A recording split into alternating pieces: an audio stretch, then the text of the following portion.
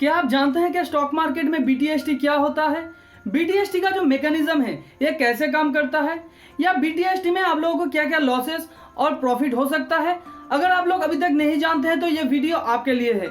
इस वीडियो में मैं आप लोगों को बताऊंगा कि बीटीएसटी क्या होता है, बीटीएसटी का जो मैकेनिज्म है ये कैसे काम करता है, और बीटीएसटी में आपको कौन सा प्रॉफिट और लॉसेस हो सकता है। तो वीडियो को एंड तक देखिएगा, क्योंकि इस वीडियो के एंड में मैं आप लोगों को बीटीएसटी के बारे में 2 ऐसे टिप्स बताऊंगा जिससे बीटीएसटी मैकेनिज्म में आप लोगों का प्रॉफिट का परसेंटेज बढ़ जाएगा और लॉसेस का चांसेस काफी हद तक घट जाएगा। तो चलिए सीखते हैं एक साथ।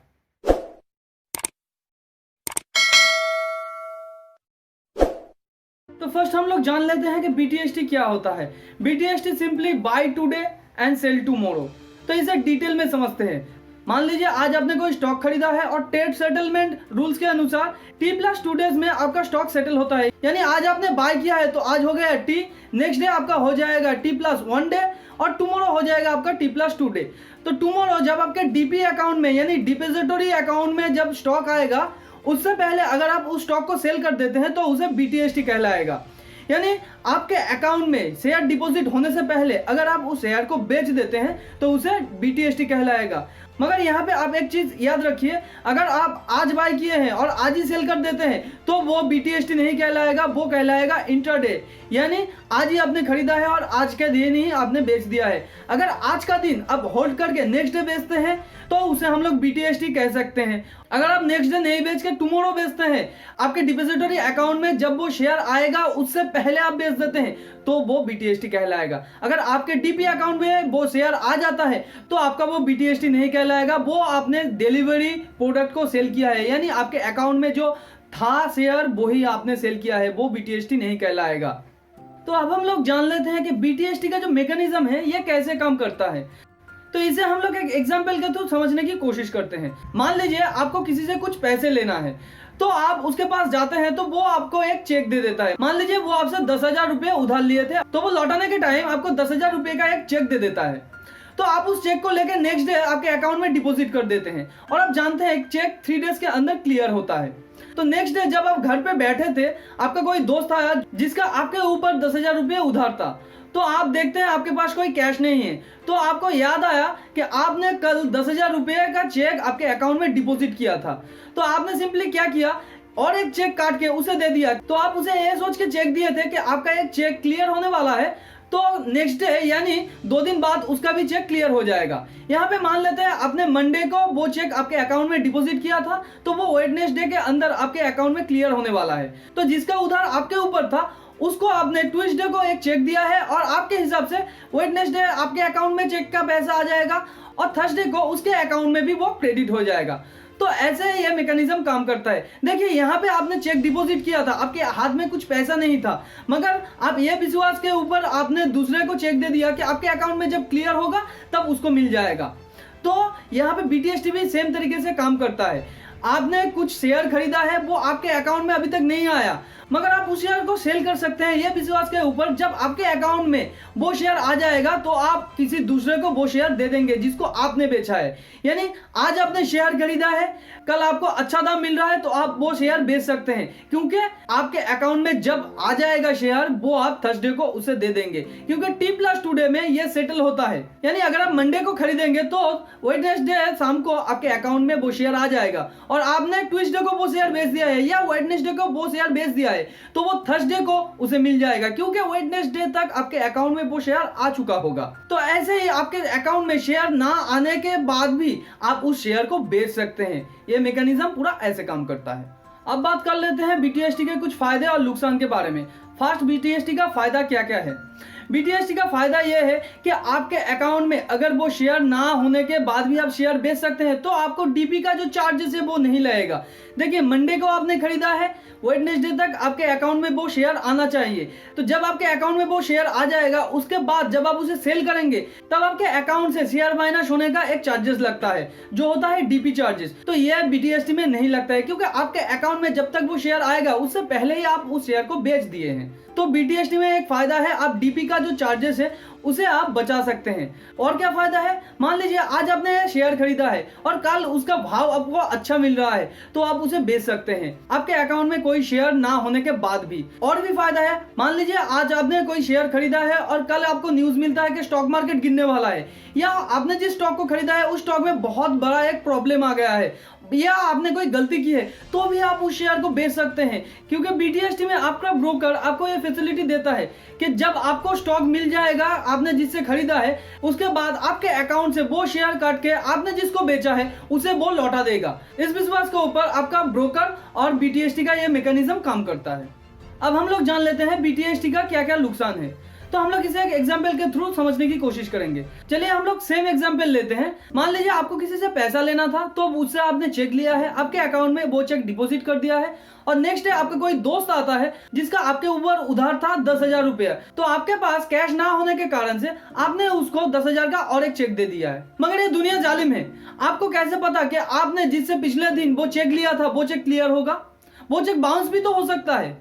अगर वो चेक बाउंस हो जाता है तो आपके अकाउंट में कोई पैसा नहीं आएगा। अगर आपके अकाउंट में कोई पैसा नहीं आएगा तो वेडनेसडे के बाद थर्सडे को आपने जिसको चेक दिया है उसके अकाउंट में भी वो बाउंस हो जाएगा। तो यहाँ पे देखिए नुकसान कितना बड़ा है। आपको तो पहले पैसा नहीं मिला तो वो आपका नुकसान है, और आपने जिसको चेक दिया है वो चेक बाउंस हो गया तो वो बाउंस चार्ज भी आपके ऊपर लग जाएगा। तो यहाँ पे देखिए दोनों तरीके से आपका नुकसान हो गया। तो स्टॉक मार्केट में BTST में भी सेम प्रॉब्लम होता है। मान लीजिए मंडे को आपने किसी से शेयर खरीदा है और ट्यूसडे को आपने किसी को बेच दिया है, तो मंडे को आपने खरीदा है यानी वेडनेसडे शाम तक आपके अकाउंट में शेयर आ जाना चाहिए। मगर किसी भी प्रॉब्लम की वजह से जिसने आपको मंडे को शेयर बेचा था वो आपको शेयर डिलीवर नहीं कर पाया है, तो वेडनेसडे तक आपके अकाउंट में वो शेयर नहीं आएगा, वो थर्सडे तक आएगा। कैसे ये मैकेनिज्म काम करता है मैं आगे बोलता हूँ। तो आपने जिसको ट्यूसडे को शेयर बेचा है ये तो सही है, वो थर्सडे तक उसके अकाउंट में भी नहीं जाएगा क्योंकि वो भी बाउंस कर जाएगा, क्योंकि आपके अकाउंट में शेयर है ही नहीं, क्योंकि आपने जिसे खरीदा है वहां से नहीं आया है। तो देखिए यहाँ पे ब्रोकर का एक रोल प्ले होता है। जब आप कोई शेयर खरीदते हैं तो ब्रोकर का ये रेस्पॉन्सिबिलिटी बनता है कि आपने जिससे शेयर खरीदा है वो शेयर आपके अकाउंट में वो क्रेडिट करे। तो ये दो तरीके से काम करता है। पहला सेटलमेंट है T+2 डे। तो अगर वो T+2 डे के अंदर आपके अकाउंट में शेयर डिलीवर नहीं कर पाता है तो T+2 डे के एंड में यानी 2 बजे से 2:45 तक वो एक ऑक्शन रखता है। ऑक्शन में जो भी प्राइस चल रहा है, आपने जो शेयर खरीदा है जो भी प्राइस उसका चल रहा है वो शेयर उस प्राइस में खरीद के आपके अकाउंट में डिपॉजिट कर देगा। कितने दिन में? T+3 डेज में। यानी आपके अकाउंट में शेयर आना चाहिए था वेडनेसडे को, यहाँ पे शेयर आपके अकाउंट में आ रहा है थर्सडे को, क्योंकि आपके ब्रोकर का रिस्पॉन्सिबिलिटी है आपको शेयर प्रोवाइड करे वो। तो अगर आपने जिससे खरीदा है वो T+2 डे के अंदर आपको शेयर नहीं दे पाता है तो आपका ब्रोकर वो शेयर आपको T+3 डे में आपके अकाउंट में क्रेडिट कर देगा। मगर आपने तो ट्यूसडे को शेयर बेचा है तो आपको तो थर्सडे के अंदर उसके अकाउंट में देना चाहिए, और आपके अकाउंट में थर्सडे को शेयर आने वाला है क्योंकि जिससे आपने मंडे को खरीदा है वो शेयर डिलीवर करने में फेल हो गया था। तो यहाँ पे सेम सिचुएशन आपके साथ भी होगा। अगर आपने थर्सडे को उसे भी शेयर डिलीवर नहीं कर पाते हैं जिसे आपने बेचा है तो सेम सिचुएशन आपके साथ भी होगा।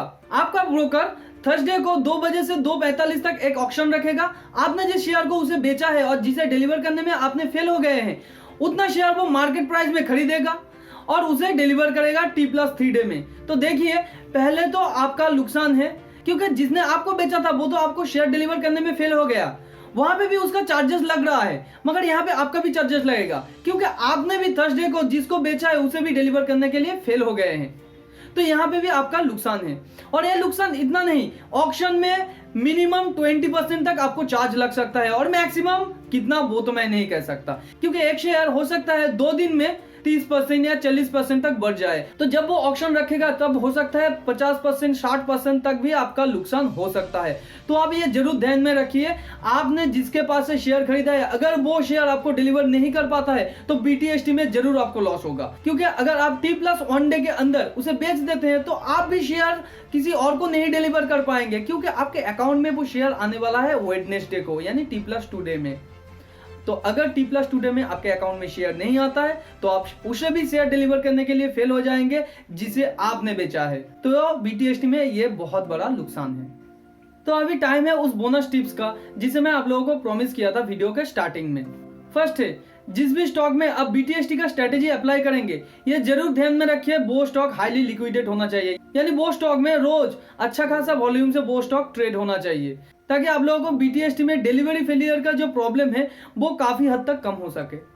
सेकेंड, जब आप किसी भी स्टॉक में BTST का स्ट्रेटेजी अप्लाई करेंगे तो वो स्टॉक को आप जरूर फॉलो रखिए कि वो स्टॉक पिछले 2-3 कैंडल से हाई वॉल्यूम में ट्रेड हो रहा है, क्योंकि जब कोई स्टॉक हाई वॉल्यूम में ट्रेड हो रहा होता है तो यही चांसेस होता है कि ऑलरेडी जिसने शॉर्ट किया था वो अपना शॉर्ट कवर कर चुका होता है। अब जिसके अकाउंट में शेयर पड़ा हुआ था, अब वो शेयर प्राइस बढ़ने के कारण वो शेयर बेच रहा है प्रॉफिट के लिए। तो यहाँ पे शेयर डिलीवरी फेलियर का जो प्रॉब्लम है ये भी काफी हद तक कम हो जाता है। तो आप जब BTST का स्ट्रेटेजी अप्लाई करेंगे स्टॉक मार्केट में तो जरूर ये 2 चीज आप ध्यान में रखिए। वीडियो अगर नॉलेजेबल लगा हो तो वीडियो को लाइक कीजिए, ऐसे ही नॉलेजेबल वीडियो को अपने फ्रेंड्स एंड फैमिली के साथ शेयर कीजिए। अगर चैनल को अभी तक सब्सक्राइब नहीं किया है तो नीचे सब्सक्राइब बटन पर क्लिक कर दीजिए और बाजू में जो बेल आइकन है उसे भी आप लोग हिट कर दीजिए, ताकि वीडियो का नोटिफिकेशन आप लोगों को तुरंत मिल सके। मिलते हैं अगले वीडियो पर, तब तक आप लोग खुश रहिए। Thanks for watching and happy investing.